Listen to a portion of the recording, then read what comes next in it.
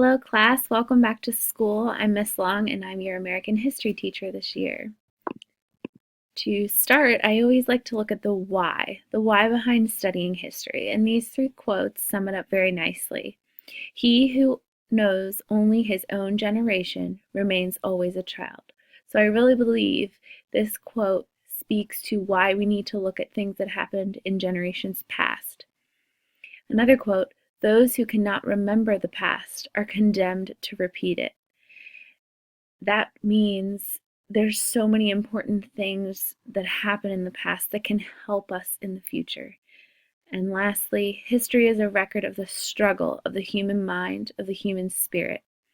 So I think it's really important to look at how we got to where we are today by looking at the struggle that came before us.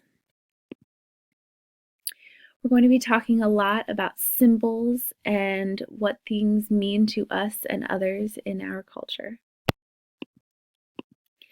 We're also going to be looking at things that are important to us, whether it's pop culture, history, different wars, what is important to us versus what's important to other cultures. We're going to look at how the rest of the world views us and where do we fit in all of the transportation, the travel, the immigration, where do we fit in? We're going to look at the causes of certain issues.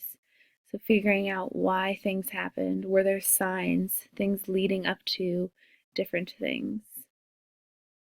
We're going to be looking at many historical figures, many founding fathers and people that transformed how we do science and how we get into different parts of history. So looking at innovations and different inventions, looking at Renaissance people who are transforming the way we think. We're going to look at some not so neat things.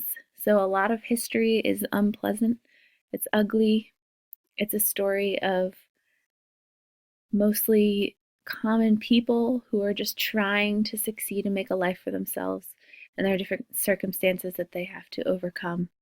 We're going to be talking about some violent things, some painful things that happen for groups or individuals of people. But ultimately, we're going to be learning about connections. So you are going to be participating in this story. You're constructing support for different topics. You're analyzing perspectives of historical figures, and you're taking a position after building evidence. Our first unit that we're going to be focusing on is our Constitution and the creation of our government. We'll be looking at the following things, such as civic duties, rights and responsibilities, important documents such as the Constitution, the Bill of Rights, and other amendments to our Constitution, and how we got our Constitution.